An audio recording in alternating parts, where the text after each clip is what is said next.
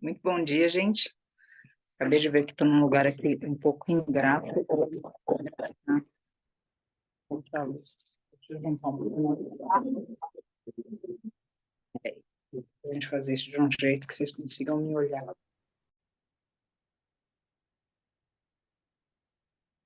Agora sim. Bom dia. Que bom ver esses rostinhos conhecidos que estão aqui. Ana Paula, Camila, Aline. Sei que tem mais gente conhecida por aí com a câmera fechada e tudo bem. Fico feliz da gente poder estar junto mesmo num horário um pouco atípico. Essa semana está toda atípica. Quero agradecer vocês por sempre me acolherem nessas mudanças de horário. Eu gostaria de poder manter os horários sempre fixos. Só que noto também que a vida do serviço, especialmente, e principalmente quando a gente trabalha com seres vivos, fica um pouco fora de um controle que a gente nunca tem na vida, né? Eu não acredito que seja uma coisa, uma particularidade do Vale da Rainha. Eu acredito que qualquer movimento de vida sempre mostra para nós que a gente não tem controle. Mas, obviamente, quando a gente faz um serviço, quando a gente desempenha algo que tem seres vivos envolvidos diretamente, seres vivos com certas peculiaridades, por exemplo, seres vivos que não têm a saúde absolutamente como deveria ser. A gente roubou isso deles, a gente roubou a saúde deles. Então tudo fica um pouco imprevisível. E obviamente também que dentro dessas causas existe o que a gente defende e automaticamente existe antagonismo, porque tem gente que defende justamente o oposto. Então, do mesmo jeito que a gente defende que a gente deve cuidar deles, tem gente que defende veementemente que eles são objetos e que eles devem passar não por sofrimento, eles não acreditam.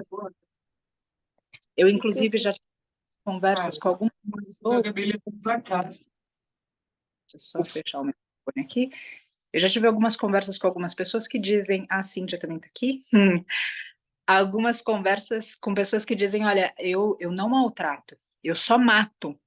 Então é muito curioso como a gente, né, o ser humano, a gente, ser humano, como a gente conta histórias para nós. E essas pessoas acabam dando exemplo das nossas próprias histórias, porque também a gente inventa um monte de história. Outro dia eu tive uma discussão saudável com uma pessoa que quer parar de fumar, e aí sugeriram para ela algumas, eu acho que são umas etiquetas, eu não sei como chama, e tem os remedinhos juntos.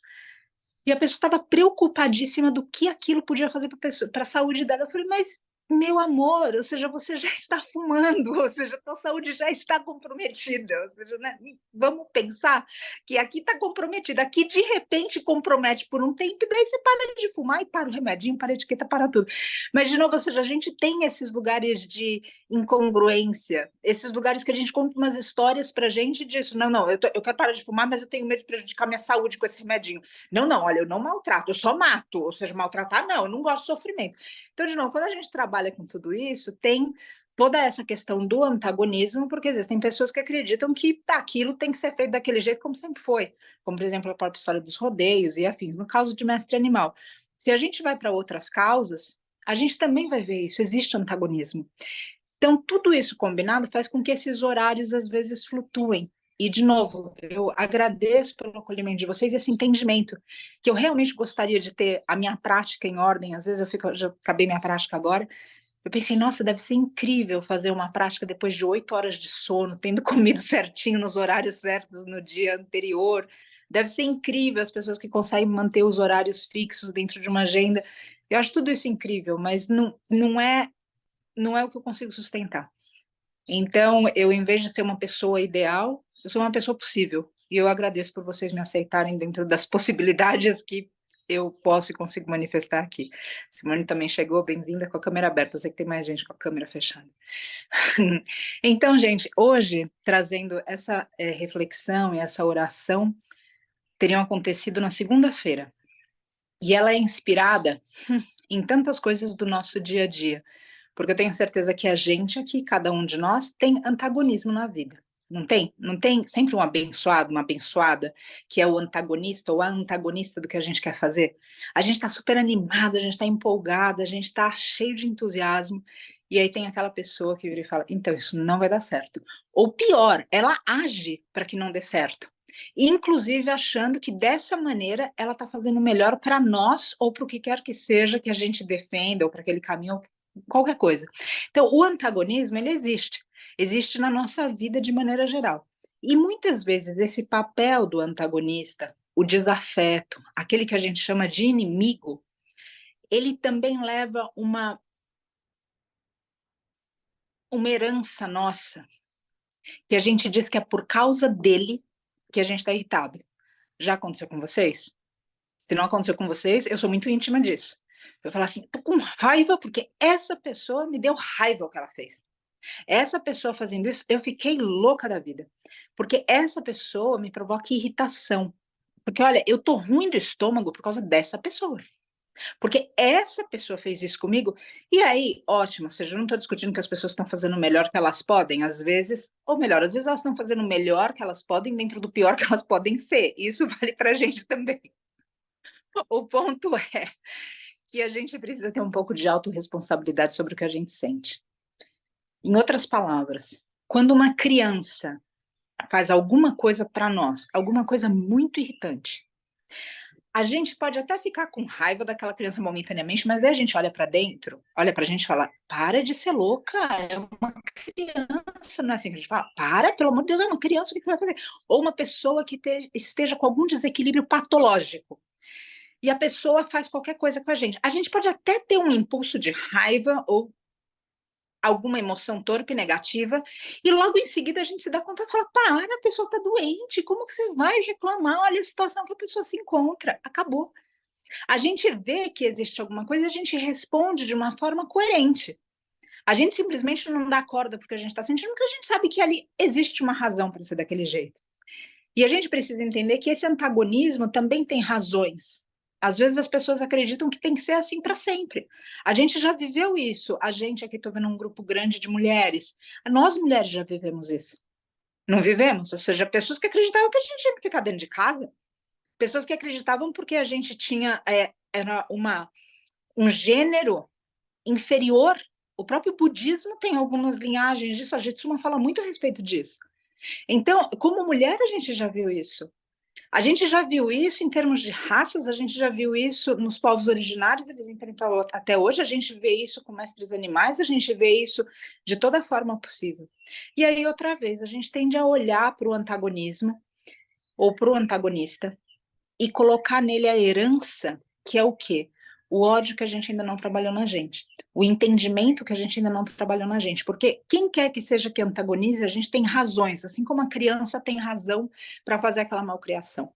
Assim como uma pessoa desequilibrada patologicamente tem as razões dela para fazer o que elas estão fazendo. E essas outras pessoas têm as razões delas também.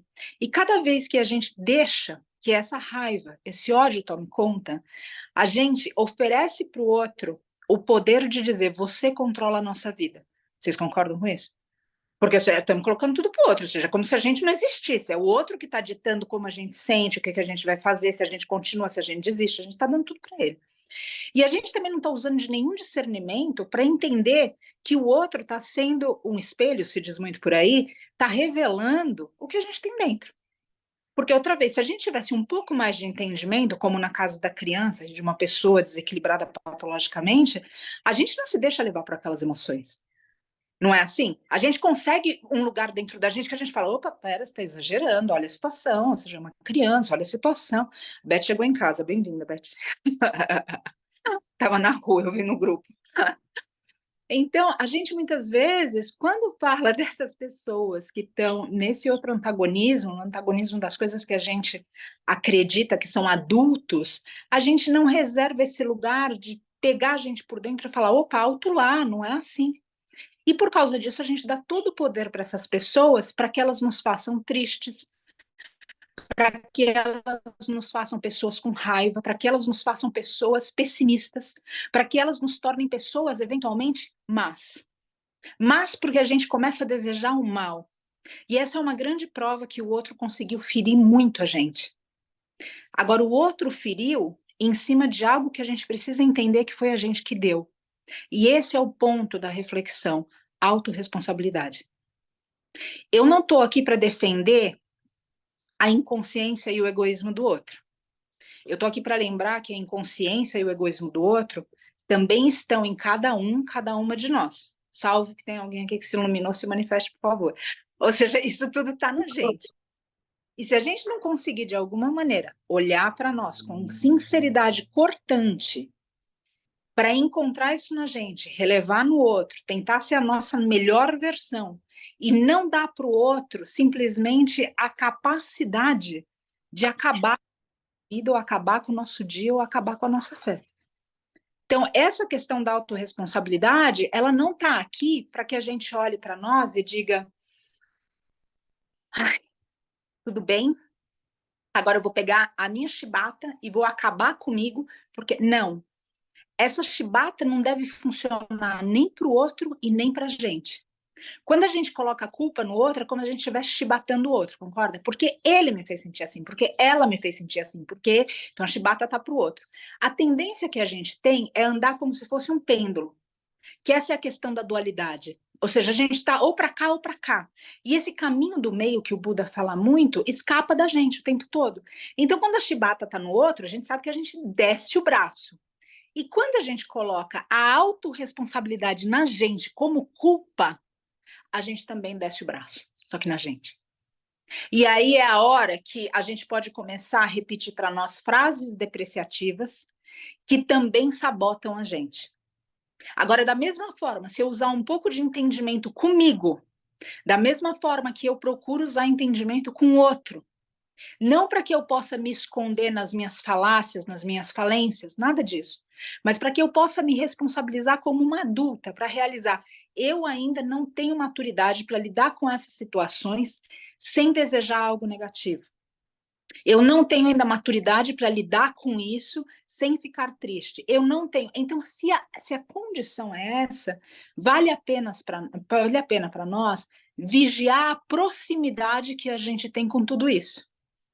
Então, por exemplo, eu não sei o caso de cada um aqui, mas eu fico extremamente chateada quando eu vejo, e na internet a gente vê muito disso, mestres animais, especialmente os equinos, asininos, ou seja, chicoteados em carroça. E chicoteados e acabados e humilhados e caindo e tudo isso. Miriam, querida, bom dia. Eu fico extremamente irritada com isso. Agora, eu já sei que isso acontece.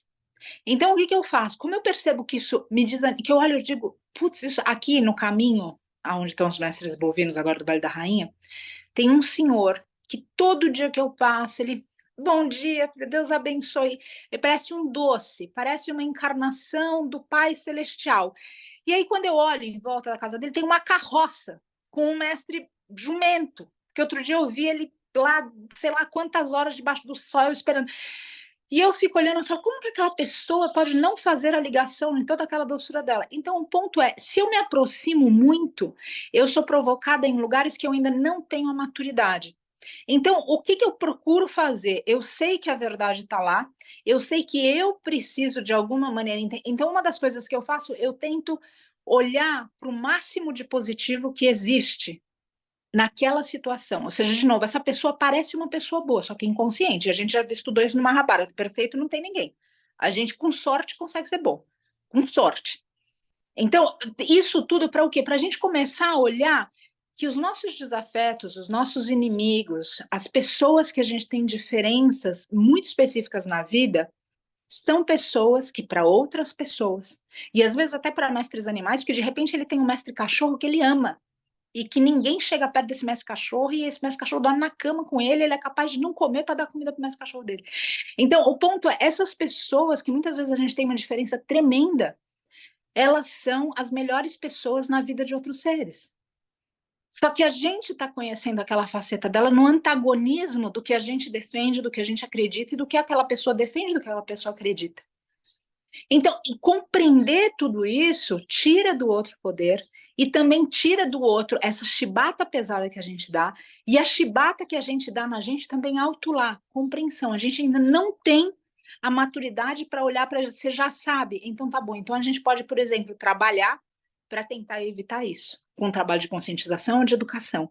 E outras tantas situações acontecem no dia a dia, aonde, outra vez, a gente em contato, ou seja, quando a gente vê homens agredindo mulheres, quando a gente vê pessoas, homens e mulheres, qualquer outro gênero que se denomine aqui, agredindo crianças, ou demonstrações de racismo, quem aqui consegue suportar isso? Ou seja, a gente olha, eu tenho certeza que a gente nesse círculo de autoconhecimento, de reflexão, a gente olha para tudo isso e a gente tem indignação. E a gente já viu no estudo do Mahabharata, nessa deusa Kali, que a raiva tem seu lugar no universo. Por isso que ela é deusa e não demônio.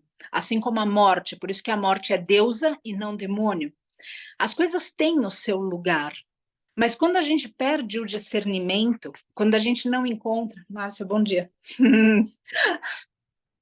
Quando a gente não tem o discernimento para usá-las, a gente não pode culpá-las. Quando a gente não tem o discernimento para se relacionar com o antagonismo, a gente não pode culpar o antagonista. A gente simplesmente vê na gente a nossa imaturidade. De novo, eu não estou defendendo a inconsciência e o egoísmo de ninguém. Eu estou simplesmente apontando para a gente tentar dar menos poder para o antagonista. E menos poder, inclusive,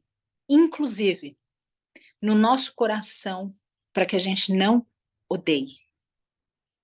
Se a gente entrar no ódio, é fácil que a gente entre na vingança. Na vingança não existe educação. Na vingança não existe regeneração. E se a gente verdadeiramente quer um caminho de libertação e felicidade para cada um dos seres, a gente vai precisar crescer dentro da gente para acreditar que todo ser vai conseguir se regenerar.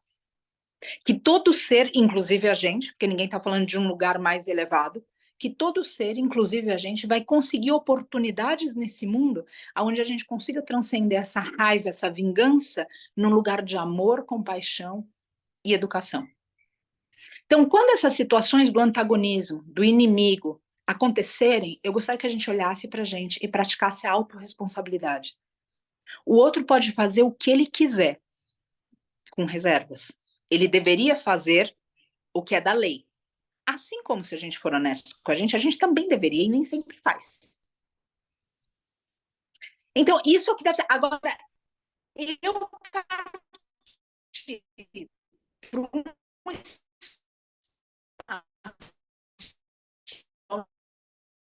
porque o outro não fez o que ele deve. Eu odeio comprometê-lo. Então, vocês concordam que eu fui afetada? Vocês concordam que existe uma parte minha que se perdeu? E quando tudo isso se perde, não é simplesmente algo que não é manifesto dentro da retidão, que seria o amor, a compaixão e todo isso. Então, outra vez, se a gente vai ter que vigiar, a gente consegue amadurecer, mais a gente consegue lidar com a inconsciência e o egoísmo do outro. Qual que é esse amadurecimento? Faz parte também do espaço de nossas sombras. Um outro lugar agradável para a gente. Muito bom para olhar a sombra do outro. Na segunda-feira, mas não hoje.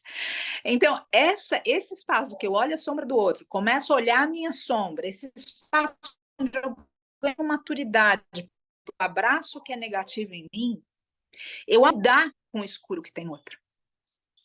Faz sentido isso? Será que travou aqui? Maravilha, travou. Travou, travou.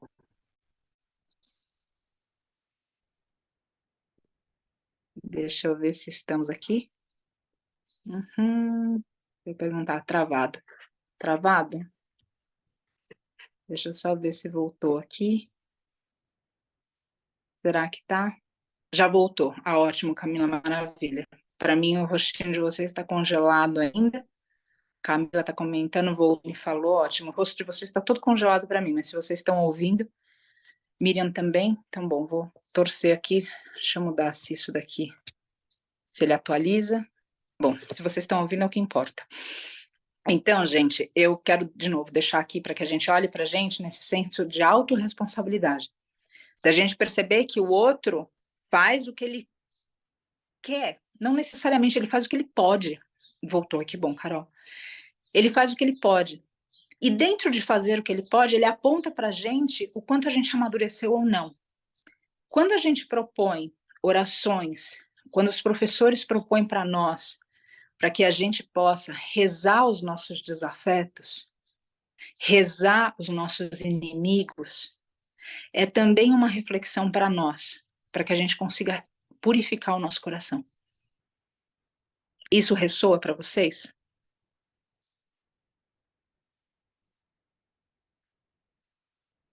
Isso fala com vocês?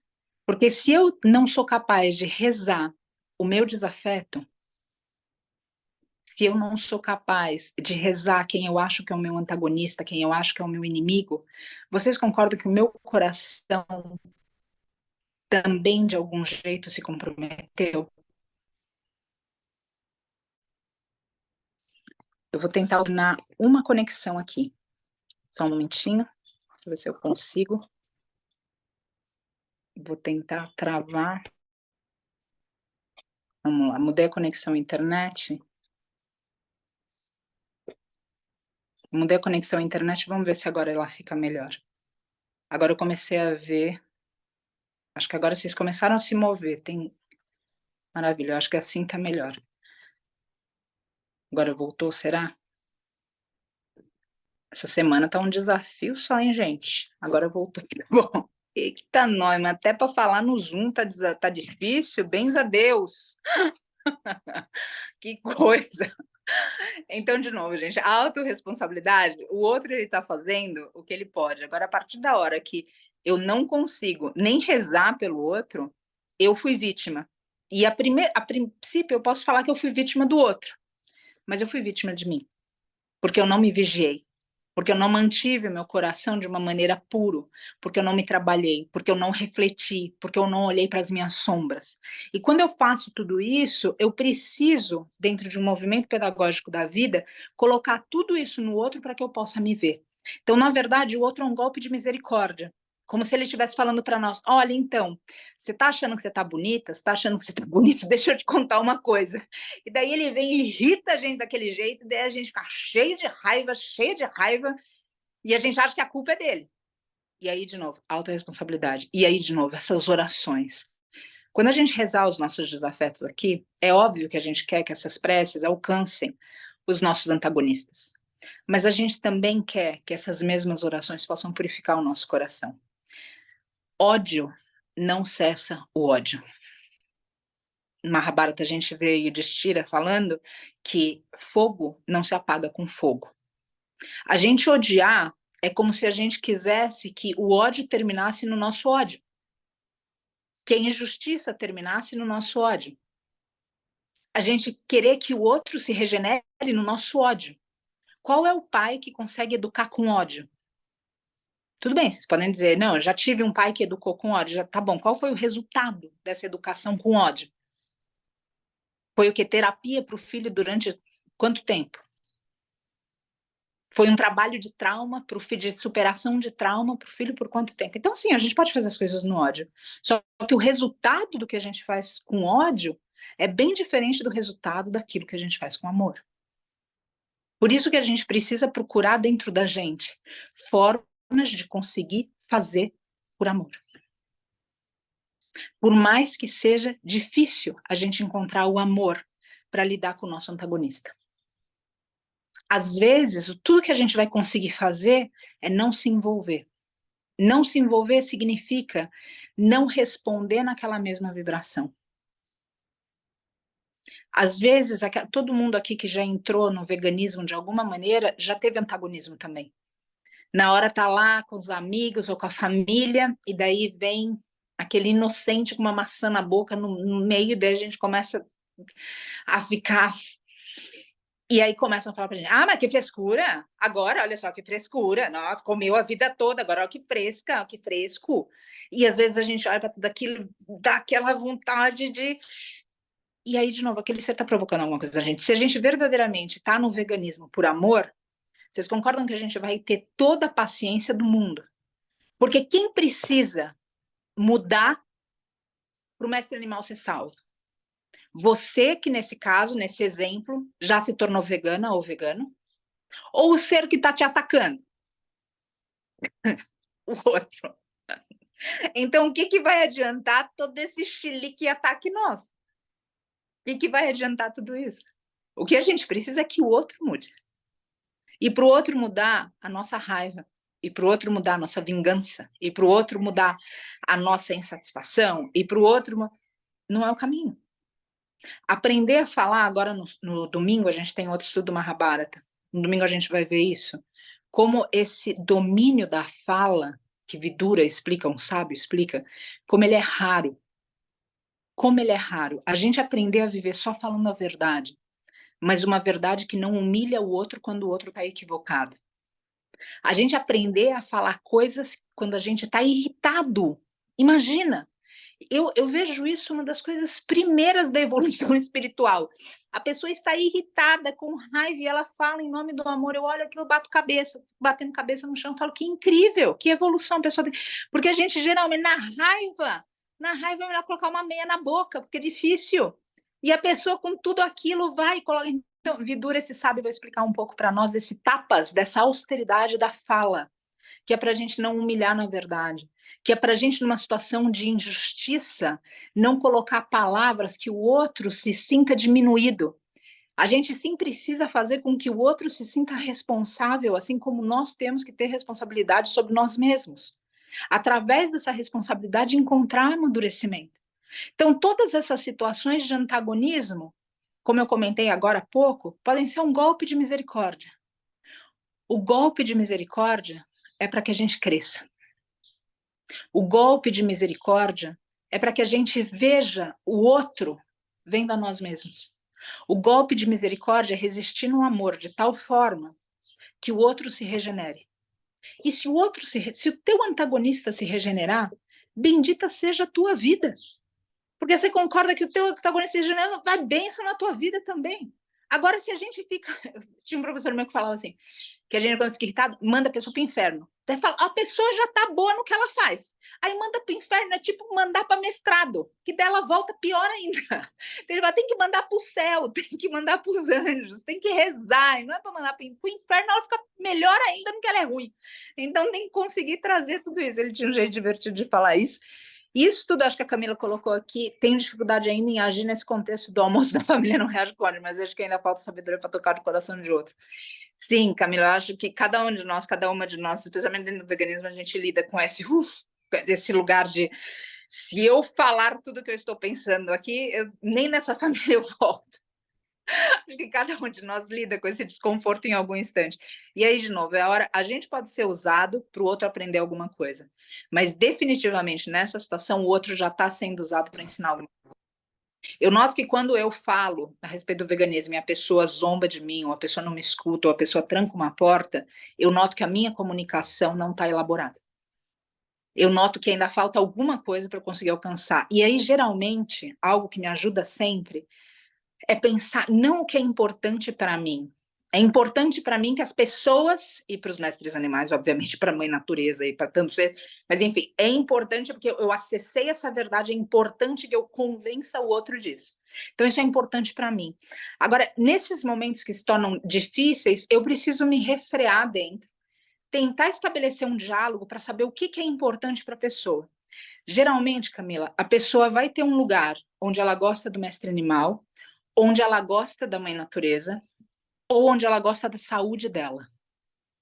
Você vai encontrar essa porta através do diálogo. Na hora que você descobrir qual é a porta que está aberta na vida dela para o veganismo, só fala através daquela porta. Porque se você falar através da tua porta, da minha porta, de repente a pessoa não vai ouvir. Então, é algo que eu costumo praticar para tentar, como a Beth falou, fazer o outro refletir de alguma maneira. Agora, outra vez, se eu fico só em mim, é de novo esse lugar que a gente quer falar e a pessoa não escuta porque ela não está com aquela porta aberta. E aí essa dificuldade que você falou, que é muito triste quando a gente acessa a verdade e de repente a gente vê lá aqueles seres deitados em cima da mesa. E o que a gente faz? Então esse antagonismo, de novo, esse antagonismo está na vida de cada um de nós. E ele vai mostrando para nós forma, porque outra vez é a gente, se a gente está certa, dharmicamente falando, do ponto de vista da retidão, naquilo que a gente defende, e o antagonista está presente, a gente precisa entender que é justamente aquele antagonista que precisa mudar. A gente não vai conseguir fazer que a causa vença, qualquer que seja a causa, a gente já falou de algumas aqui, simplesmente desejando que aquela pessoa morra. Não, não vai resolver. Ela vai reencarnar de novo, mais inconsciente ainda. Então não é o jeito. A gente precisa de algum jeito trabalhar para que aquele ser se regenere. E um lado muito bonito de trabalhar na regeneração daquele ser é que ele vai exigir que a gente seja melhor. E aí é um momento bonito da gente olhar para o outro e sentir reverência pelo outro. Porque não tem quem em cima dessa terra não esteja ensinando alguma coisa. Eu já tive professores muito bons que me ensinaram o que fazer, e tem alguns desses professores ainda na minha vida. Mas eu tenho muitos professores que me ensinam constantemente o que não fazer. Agora todo mundo ensina.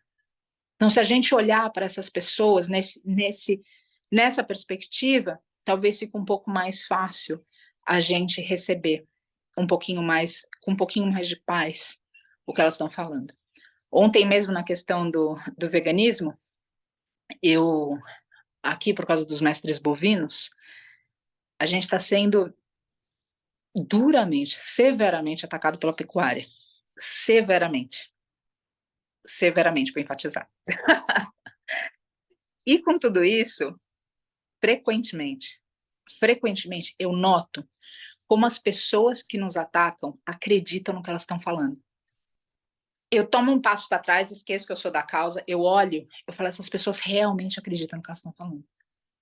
Elas acreditam que a pecuária tem o bem-estar do mestre animal. Elas acreditam nisso, porque elas acreditam, de novo, que elas não maltratam, elas só matam. E aí, cada vez que eu olho essa perspectiva, eu olho que a pessoa está na verdade dela, só que a verdade dela não é a verdade que a gente vê de Satya, que é o que a gente estuda nas escrituras.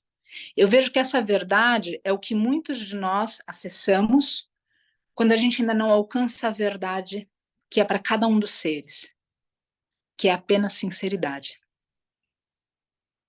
Isso a gente precisa tomar cuidado na nossa vida, que muitas vezes a gente está sendo só sincero, a gente não está sendo verdadeiro. Ou seja, aquela verdade é só uma verdade pessoal. É só alguma coisa que diz respeito a mim. Então é sinceridade, não é verdade. Sendo sincera em alguma coisa. E tudo bem, tem seu mérito. Mas a gente precisa caminhar para a verdade é impessoal, independente de onde eu sou sincero, do que eu gosto, do que eu gostaria, de como eu vejo. A verdade é algo que vale para cada um dos seres, e não algo que depende da minha perspectiva pessoal.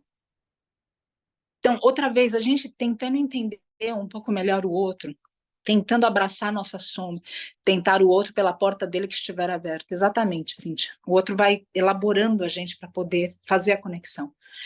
E isso vale também para outras situações de vida de antagonismo. Quando a gente entra no antagonismo, é fácil que exista um confronto. Também a gente precisa refletir a respeito, dentro da autorresponsabilidade, o confronto, às vezes, acontece. A gente se vê numa situação que aconteceu o confronto. Agora, ir na força, a gente está arrombando portas. Então, e se a gente só zelar pelo enfrentamento? Ninguém vai correr da batalha aqui. Agora, o confronto é um lugar de muito conflito. É um lugar que a raiva pode aparecer muito facilmente. Então, se a gente, em vez do confronto, a gente perceber o enfrentamento, aonde como que a gente enfrenta aquela situação, mas sem um confronto direto onde exista raiva, onde as palavras fiquem ásperas, sem que a gente confronte de tal forma que a verdade humilhe, que aquela chibata que a gente falou bata com força no outro. Então, são todas reflexões que a gente precisa fazer, porque outra vez o Dharma, essa retidão, Mahabharata está explicando para a gente, está em águas profundas. Não é simplesmente a gente achando que porque a verdade está com a gente, que o jogo está ganho. A gente precisa estar apto, a gente precisa se elevar para que essa verdade desça à terra. E parte dessa verdade descer à terra é a autorresponsabilidade. Vamos deixar de culpar o outro. Se a gente está com raiva por causa do que aconteceu, vamos lidar com o fato que tem raiva dentro da gente. Porque tem pessoas que, na mesma situação, param e começam a rezar pelo irmão. Porque começam a ver o irmão, que nosso irmão está desvirtuado, o irmão está perdido, o irmão, aconteceu alguma coisa com o irmão. Então a gente precisa se autorresponsabilizar por tudo isso. Entender que abraçar essa sombra é um jeito da gente conseguir lidar melhor com o outro. É usar do nosso discernimento nas conversas. Esse discernimento precisa beirar a sabedoria para que a gente converse. E aí, eventualmente, o outro não está nessa disposição. E tudo bem, as pessoas têm o tempo delas. O tempo delas não significa que a gente vai deixar de trabalhar. Porque vocês concordam que em qualquer causa não existe só aquele antagonista? Existem muitas outras pessoas. Então, outra coisa que eu costumo praticar também, eu converso com quem quer ouvir. Eu converso com quem quer falar honestamente para mim como se sente. Eu estabeleço diálogo onde tem troca. E aí, aquele antagonista, onde eu não consigo chegar ainda, eu simplesmente me reservo o direito de não entrar no confronto. Faz sentido? Porque eu não sei para vocês, mas o confronto acaba comigo. Porque o confronto é um lugar que a espada está tão perto que ela fere. Não é um lugar de arco e flecha. Vocês concordam que se acertar um antagonista no arco e na flecha, ele está distante. O confronto é uma espada. Você está corpo a corpo com a pessoa. E é muito fácil ser machucado. É muito fácil machucar. Sem causar nenhuma cura. A gente não está para ferir uns aos outros. A gente está para a gente se curar. Então, a gente precisa procurar esses caminhos. Procurar esses caminhos dentro da gente, procurar esses caminhos no mundo.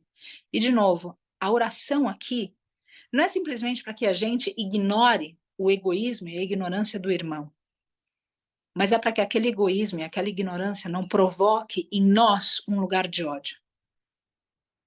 É uma oração tão sincera que faz a gente acreditar que aquele ser, e eu tenho certeza que cada um de nós pode pensar em um desses seres. Porque principalmente porque o nosso grupo, ele é predominantemente de mulheres, e os homens que estão aqui têm um espaço muito bonito para receberem mulheres também. Do contrário, nem estariam aqui me ouvindo, por exemplo. Nem estariam aqui num grupo predominantemente formado por mulheres. Então, respeito muito os homens que estão aqui. O fato é que a gente, como mulher, e esses homens com essa conexão com o feminino, a gente sabe a quantidade de abuso que tem mesmo dentro dos nossos círculos, abusos que a gente pode ter sofrido, ou abusos que podem ter sido sofridos na nossa linhagem direta. E às vezes a gente olha para esses abusadores e a gente sente a raiva de novo, e a gente sente o ódio, e aí acontece uma coisa que karmicamente eles explicam para nós, que a vítima que não se trabalha, ela é o algoz de amanhã. E eu consigo ver claramente quando eu não trabalho a minha raiva e eu vejo alguém maltratando um ser que eu defendo, eu tendo a agir com a mesma raiva que eu reprimo no outro, com aquela vítima, só que agora, então, no que causa dor naquela vítima. Então, basicamente, eu estou rodando a mesma roda, eu só estou mudando os personagens. Faz sentido? Eu só mudo os personagens. E o que a gente precisa fazer é acabar com esse ato dramático. E para isso não é só a regeneração do outro, é a nossa regeneração. Deixar de odiar o outro, deixar de culpar o outro, acreditar que ele vai mudar. Então, essa oração é sinceramente pelo outro, mas é também por nós. Porque a gente, sem autorresponsabilidade, a gente culpou o outro de coisas que a gente sente porque a gente ainda não se trabalhou no amor. A gente ainda não se trabalhou na incondicionalidade do amor, no entendimento, no discernimento, na sabedoria. Lembra do Buda, que eu sempre cito crianças espirituais? O Buda sabia que ele não deveria se irritar com a gente, né? Ele falava, vocês são crianças espirituais. Então ele estava lá para educar a gente o tempo todo. Só que a gente se esquece disso em relação ao irmão. E a gente esquece disso em relação a gente. Então a gente vai nutrindo o que a gente não deveria nutrir. Aí, cuidar muito para não retroalimentar o que desce. Exato, Camila. É um trabalho de vigilância constante. Então, isso, sabe, rezar o outro é rezar a gente também.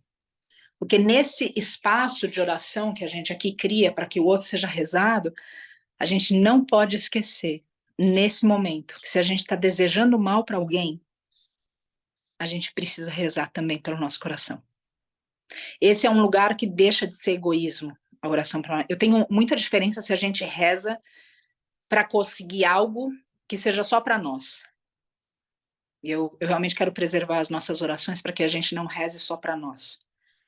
Agora, os espaços nossos, que se não são rezados prejudicam outros, precisam ser rezados. E se a gente não fizer isso, a gente tira do outro. Ou seja, o outro precisa ser a maior parte. E às vezes, para ele ser a maior parte, a gente precisa entrar em contato com o pior de nós. Então, para a gente começar as orações, antes da gente sentar com a coluna ereta e tudo isso, eu quero pedir verdadeiramente aqui para que cada um aqui se lembre de um antagonista e de um abusador. Eu sei que na idade que a gente tem, a gente tem pelo menos uma pessoa que pode ser mentalizada hoje aqui. Infelizmente, eu gostaria que a gente falasse, não consigo, me empresta um para eu rezar o seu, mas infelizmente cada uma e cada um aqui com certeza já tem. Quero pedir para a gente também ter uma sinceridade cortante, porque às vezes esse antagonista às vezes é o nosso pai. Esse antagonista às vezes, essa antagonista às vezes é a nossa mãe. Às vezes esse desafeto, ele é um companheiro na jornada, é alguém que a gente divide a nossa casa. Às vezes esse dito inimigo é um filho, é uma relação próxima. E a gente precisa resolver isso. A gente precisa resolver o que a gente sente em relação a essa pessoa. A gente precisa verdadeiramente abençoar o caminho dessas pessoas, proteger o nosso coração. A gente precisa parar com essa roda que gira só no ódio e nessa culpa que o outro é responsável pelo que eu sinto. A gente não pode mais dar esse poder para as pessoas. Só que para tomar esse poder para nós exige uma maturidade tremenda para a gente falar, eu me machuquei.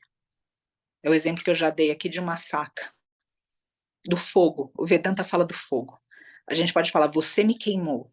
O exemplo que o Vedanta diz é, como que o fogo te queimou? O fogo queima. Você chega para você, é óbvio que você vai se queimar. Agora não foi ele que te queimou, ou seja, é quem ele é. É diferente. Essa autorresponsabilidade exige sabedoria, exige discernimento, exige lugares mais elevados na gente. E aí, quando a gente consegue passar por tudo isso, também é um momento bonito que a gente consegue olhar para essas pessoas que são extremamente difíceis com uma neutralidade. A gente consegue olhar entendendo que o outro tem as razões para fazer e que aquilo explica, mas não justifica, como a gente já viu. Aquilo faz sentido dentro de uma educação, dentro de uma linhagem.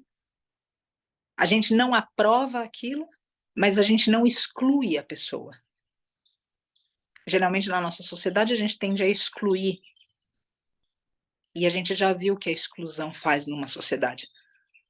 Quem quiser saber mais de exclusão, Bert Hellinger também fala bastante disso nas constelações. Então, gente, precisa incluir. Incluir o nosso coração, a nossa alma e principalmente incluir amor. Se estiver incluindo raiva, ódio, irritação, tudo isso, tenta dar uma reformadinha dentro. Que a gente precisa ser melhor. E o outro talvez seja outra vez, o golpe de misericórdia. Tentando fazer que a gente seja melhor. E essa é a nossa autorresponsabilidade. Ao receber esse antagonismo, escolher subir. Em vez de retroalimentar, como a Camila comentou, em vez de retroalimentar para descer. Escolher libertar o outro e a gente também. Então, outra vez, eu gostaria que a gente tivesse gente por aqui que falasse, eu não tenho nenhum antagonista na minha vida, mas infelizmente é possível que a gente tenha algumas pessoas para pensar. E eu quero pedir para que a gente, outra vez, com sinceridade, né? Ou seja, a gente obviamente pode ter um antagonista numa figura pública, mas eu queria que a gente pensasse mais nesses antagonistas que a gente tem de uma forma mais pessoal na nossa vida, que muitas vezes podem ser, de novo, nosso pai, a nossa mãe. A gente daqui a pouco no Mahabharata vai entrar na luta, realmente na batalha, que é a Bhagavad Gita. Na Bhagavad Gita, no primeiro capítulo, Arjuna se vê absolutamente desencorajado a lutar, porque ele lutaria contra os antepassados, os ancestrais, os professores dele. o símbolo disso tudo é muito profundo, porque a gente, tantas vezes, por não admitir o antagonismo nessas pessoas, a gente tende a não lutar. Então, por exemplo, teu pai fala para você, tua mãe fala para você, você é uma sonhadora, você é um sonhador. Esse mundo que você sonha não existe. Isso que você quer para você, não tem condição de você sustentar com isso. Essa profissão, quem inventou essa profissão? Isso nem existe. O que você vai querer ganhar dinheiro com isso? Sustentar. Imagina, você vai morrer de fome, você vai passar necessidade. Aliás, você já está passando. Se não fosse eu aqui, você estava pior ainda. E você ainda está insistindo nessas coisas. E porque a gente, tantas vezes, respeita e ama essas pessoas tanto, a gente faz igual a Arjuna fez. Eu não quero lutar. Porque quando eu não luto, eu preservo aquelas pessoas, dizendo que elas têm razão, e dentro de um amor tão grande, que a gente aceita que a gente seja diminuída. Agora, esse amor tão grande se torna um amor pequeno, se é um amor covarde. O amor verdadeiro é um amor que liberta, não que aprisiona.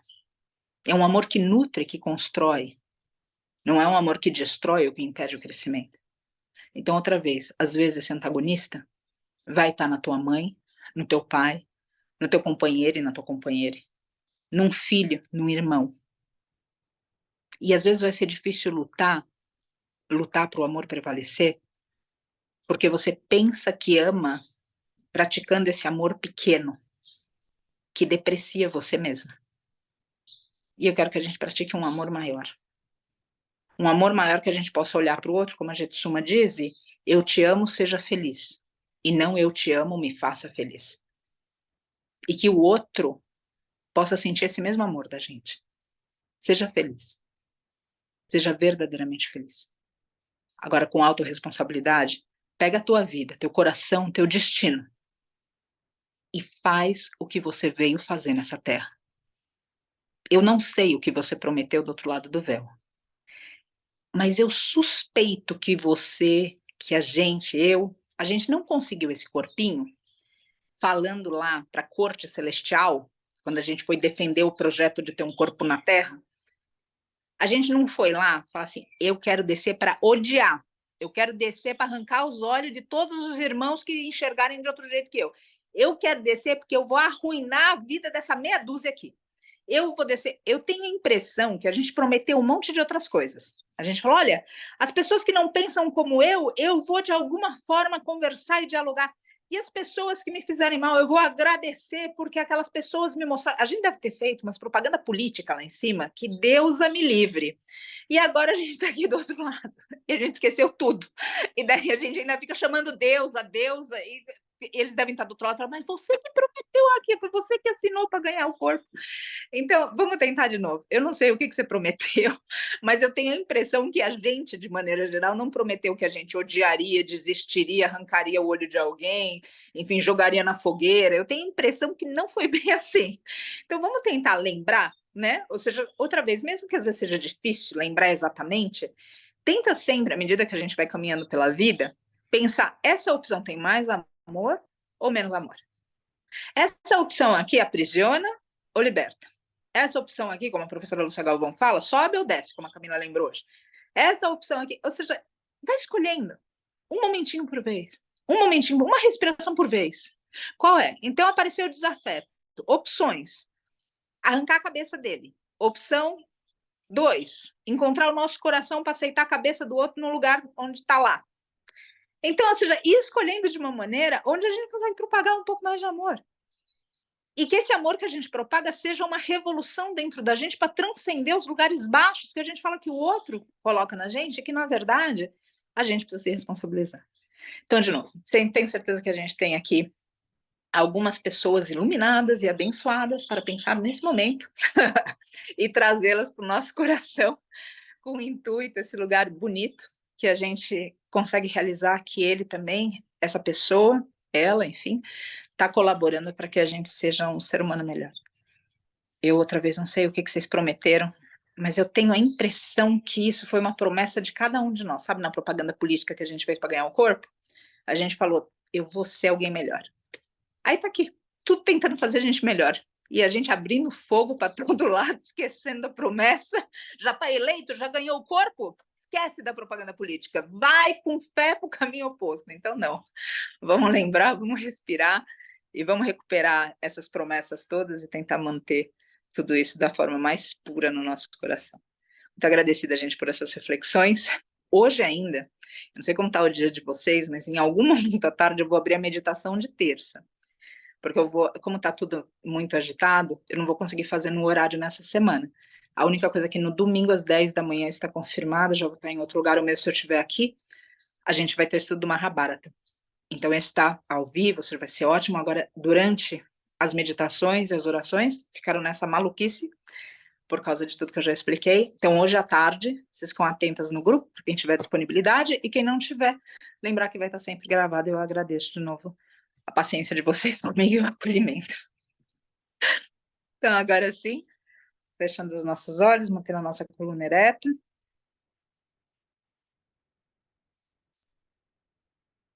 Respirando profundamente.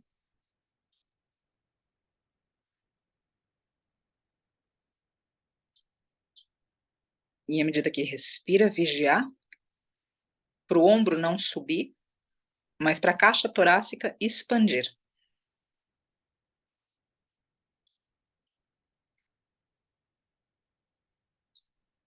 Vigiar igualmente que na soltura do ar, na expiração,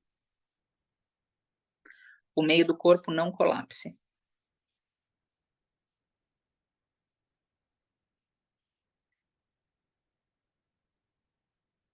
E nesse movimento de inspirar e expirar,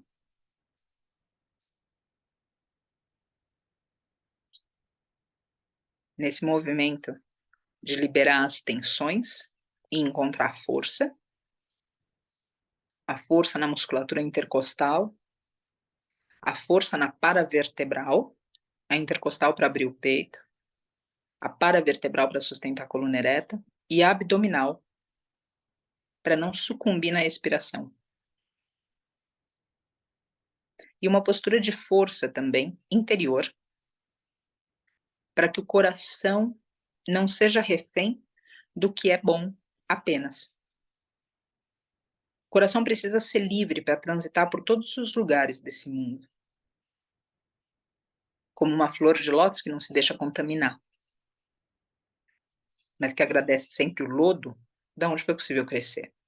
Esse coração pode crescer através do antagonismo, através dos desafetos, das desavenças, das inimizades. Respirando profundo, portanto, sustentando uma postura física, uma postura exterior e uma postura interior de força. Essa postura interior de força é uma força gentil. A postura exterior também tem gentileza. A gentileza na força é liberdade nas articulações.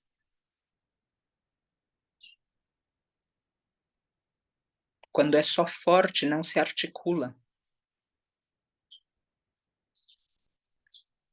Essa articulação interior é o olhar com discernimento e sabedoria para as razões que movem o outro. Sem acolher o demérito, mas acolhendo sempre, e o acolhimento aqui representando a não exclusão, o acolhimento aqui representando a inclusão, o outro ser na nossa vida.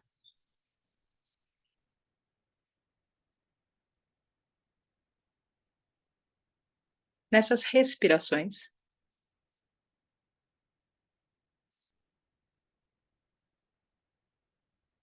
invocar no sagrado mistério do teu coração, no altar de fogo,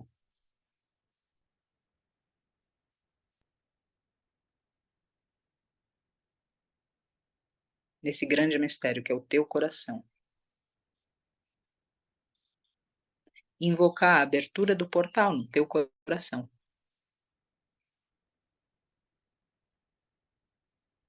Invocar a tua terceira visão, a visão espiritual,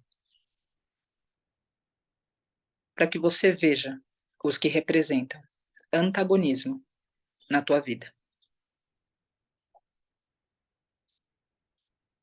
As pessoas que você responsabiliza pela tua irritação, pela tua raiva e até mesmo pelo nosso fracasso, pela nossa falácia.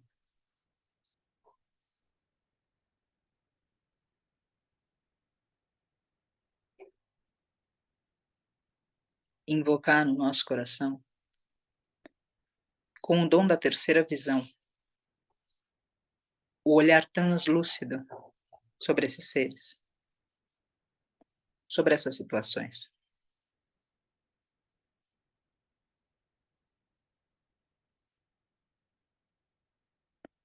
Com essa força exterior, com essa força interior, lembrar das situações que provocaram em nós emoções torpes.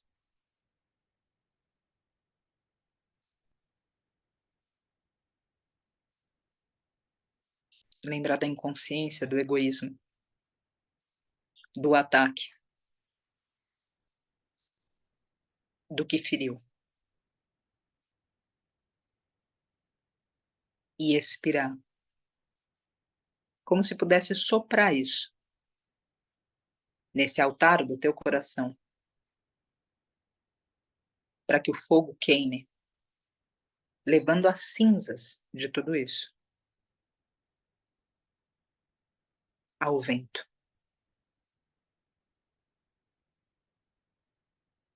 para que se possa desfazer os nós que o antagonismo colocou no coração de cada uma, de cada um aqui.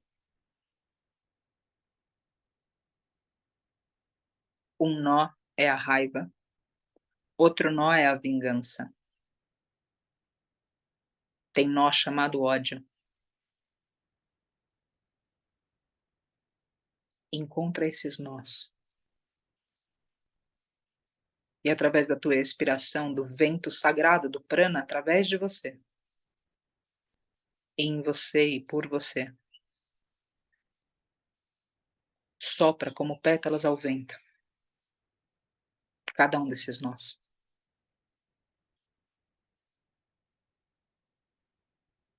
E nessa força exterior e nessa força interior, invoca, chama e clama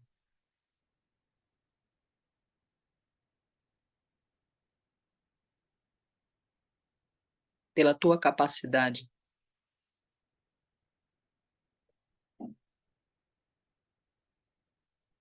de amar o outro a ponto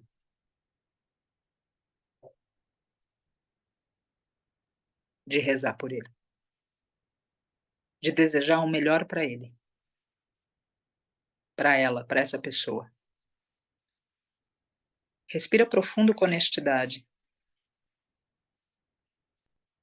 Se você ainda não for capaz de desejar o bem para aquela pessoa, que a tua oração seja tão forte que você deixe de desejar o mal.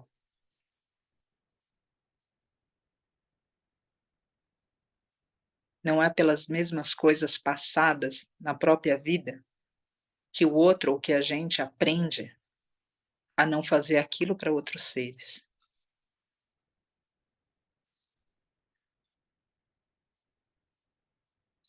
O trabalho na consciência, o trabalho no coração. Através do teu exemplo, cria um campo, aqui e agora manifesta, para que seres possam chegar sem serem julgados. Para que cada um, cada uma de nós possa chegar, se aproximar desse campo, sem ter que esconder as nossas próprias sombras, para que igualmente possamos não sofrer julgamento. E nesse espaço sagrado que se faz, nesse campo que se levanta, onde podemos ver aqueles que nos provocaram nos lugares mais baixos que existem em nós.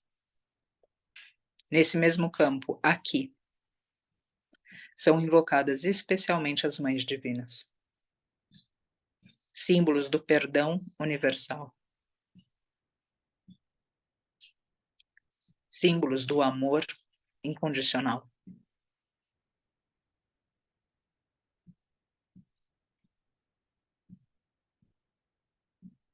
Aqui são invocadas as mães divinas em forma de mães terrenas de toda e qualquer espécie.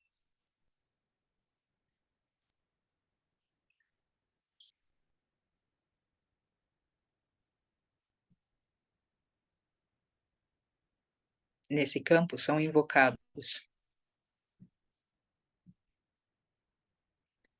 todos os seres que com paciência, com humildade, com serenidade, tranquilidade, trabalham para que o coração do ser humano não reproduza a maldade, a inconsciência, o egoísmo, livrando assim, portanto, o outro da vingança que a gente poderia sentir, do ódio que a gente poderia sentir. Esses seres trabalham no coração dos seres humanos,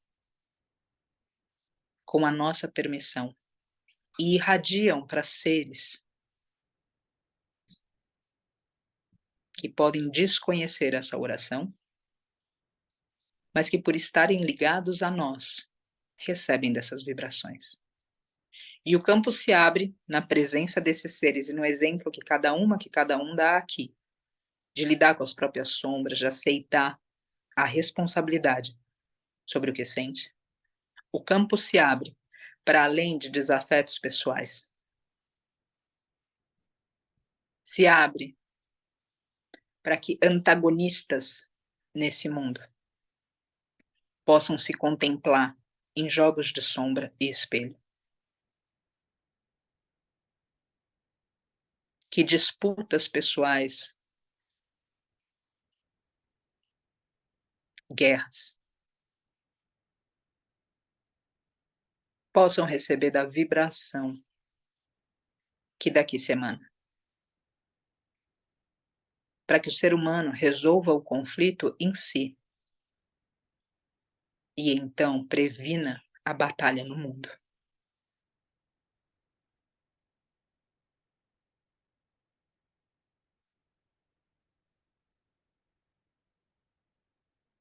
Aqui nesse campo, aonde não se julga nem se exclui, aonde se acolhe, aonde se vê nossa sombra, aonde se libera da culpa e se invoca a autorresponsabilidade, aonde as chibatas queimam no altar sagrado do nosso coração, para não acertar mais o outro e nem a nós mesmas.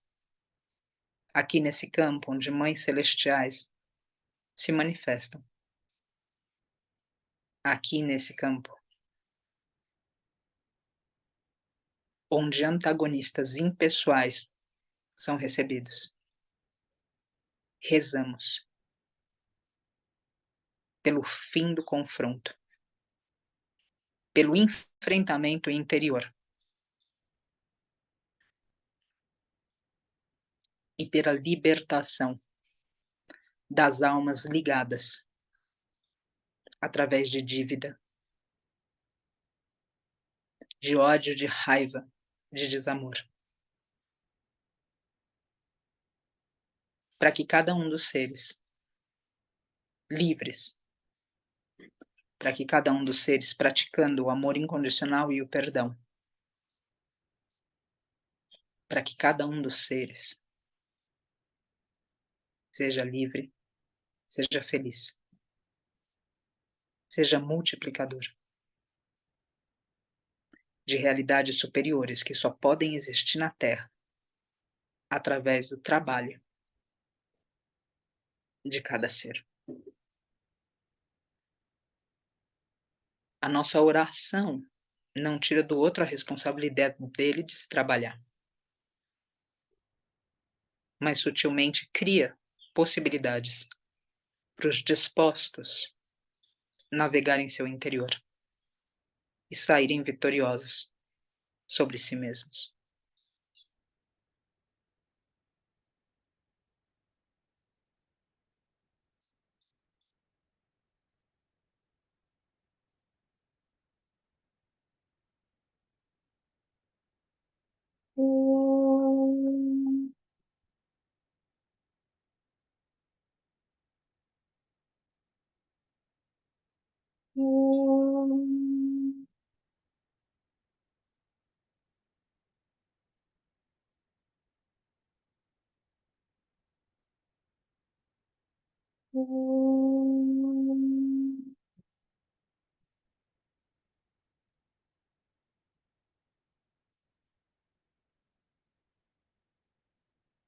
Sarasvati Mahalakshmi Durga Devi Namaha. Sarasvati Mahalakshmi Durga Devi Namaha.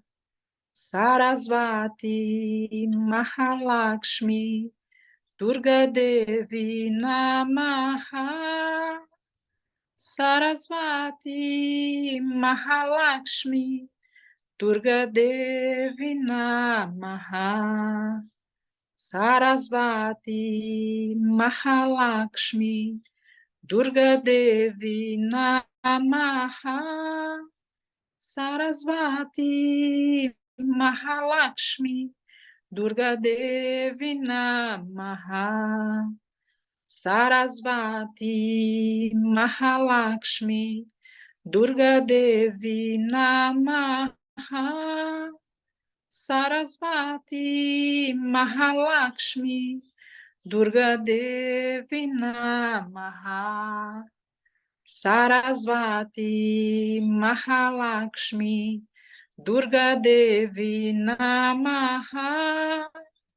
Sarasvati Mahalakshmi Durga Devi Namaha. Sarasvati Mahalakshmi Durga Devi Namaha. Sarasvati Mahalakshmi Durga Devi Namaha. Sarasvati Mahalakshmi Durga Devi Namaha.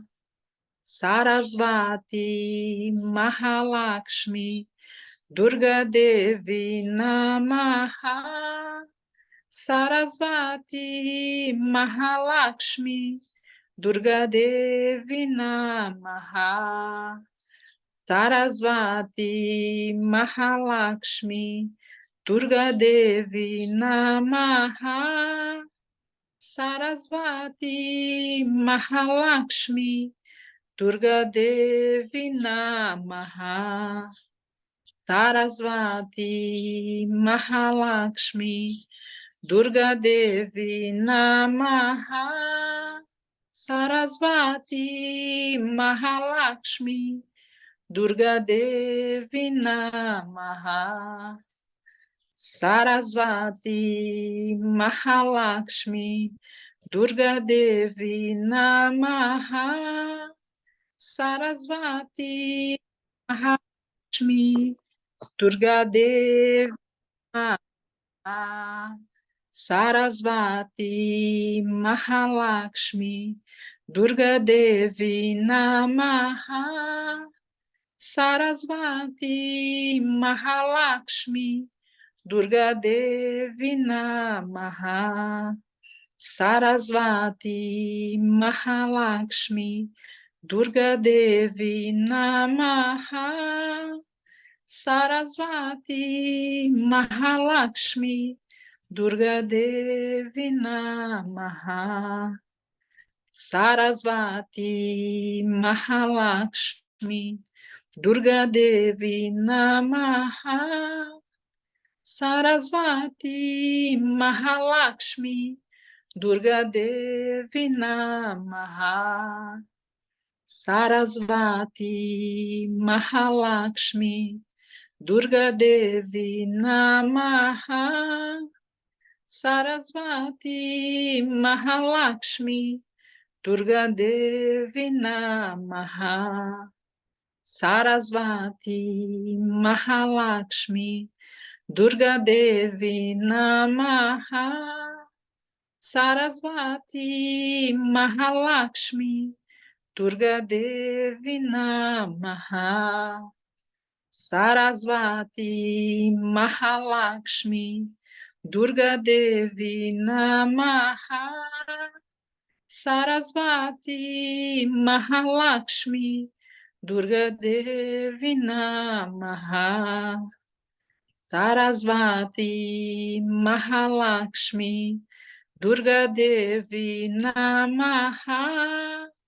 Sarasvati Mahalakshmi Durga Devi Namaha. Sarasvati Mahalakshmi Durga Devi Namaha. Sarasvati Mahalakshmi Durga Devi Namaha. Sarasvati Mahalakshmi Durga Devi Namaha. Sarasvati Mahalakshmi Durga Devi Namaha.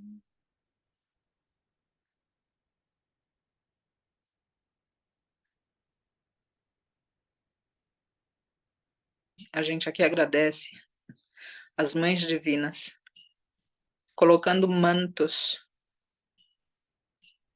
sobre a nossa irritação, sobre o nosso ódio, sobre o nosso desejo de vingança, transcendendo no ser humano o que é baixo, para que cada um possa se realizar,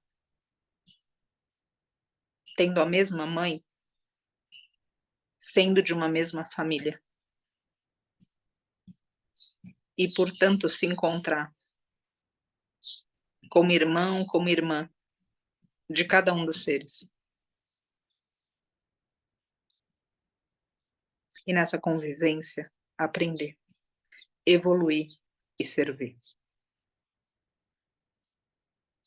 Que a Deus abençoe a vida de cada um dos seres, cada um dos nossos irmãos.